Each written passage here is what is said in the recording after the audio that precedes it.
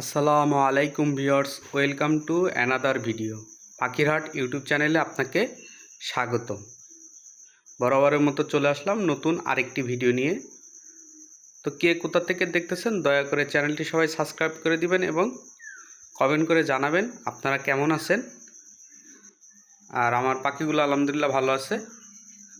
আলহামদুলিল্লাহ এখানে একটা রেড চেকারের বেবি আছে, বাচ্চা দেখেন। তো তার বয়স 15 দিন মতো।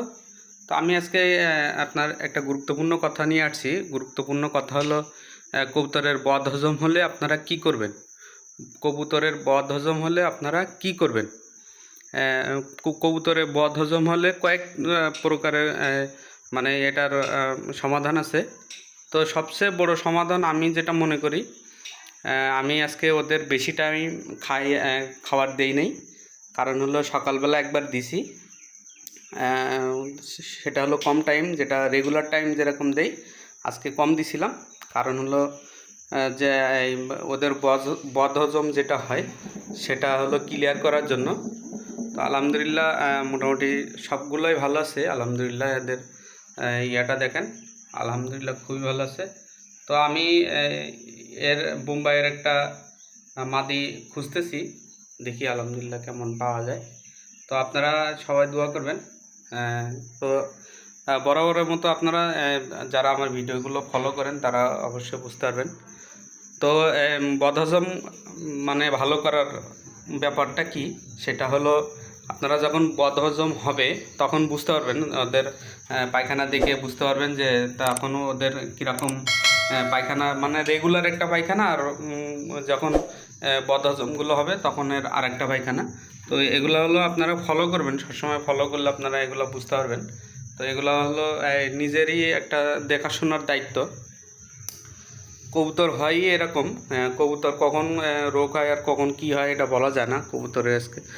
তো আপনারা হলো সবসময় এগুলো দেখে রাখবেন, এগুলো দেখে রাখলে আপনাদের একটা ফলাফল আপনারা পাবেন আলহামদুলিল্লাহ। তো বদহজম মানে সমাধান কি আছে বদহজম? সমাধান আছে আপনার হলো মানে খাইতে কম দিবেন বলতে আমি হলো আজকে ওদের একবেলা খাইতে দিছি আর একবেলা খাইতে দেই নাই, তো এরকম। এটা হলো বদহজমের সবচেয়ে আর হলো আপনারা লেবুর রস খাওয়াইতে পারেন, লেবুর রস খাওয়াইলে গরমের ভিতরে অনেক ভালো হয়।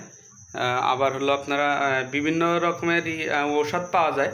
তো বদহজমের জন্য ঔষধ না খাওয়াইলেও ভালো হয়, কারণ হলো একদিন না খাওয়ায় রাখলে 1 ঘন্টা 2-5 ঘন্টা না খাওয়ায় রাখলে আপনার কবুতরের আহামরি কোনো সমস্যা নেই। তো আপনারা এগুলো খেয়াল করবেন। এগুলো সবচেয়ে হলো কবুতর হলো আপনি কিভাবে দেখাশোনা করতেছেন এগুলো হলো বেশি মেন।